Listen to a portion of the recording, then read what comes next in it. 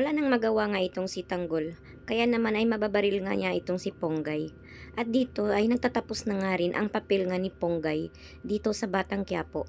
Hindi nga inaasahan nga nila na mapapatay nga ni Tanggol itong si Ponggay kahit na may pinagsasamahan sila ng kunting panahon.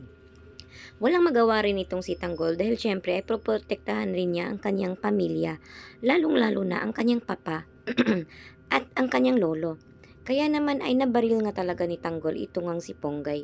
At dito nagwawakas na nga ang mga panahon nga dito nga ni Ponggay sa Batang Quiapo. Kaya naman ay labis na nalungkot nga itong si Tanggol dahil gustong-gusto niya pa naman itong si Ponggay.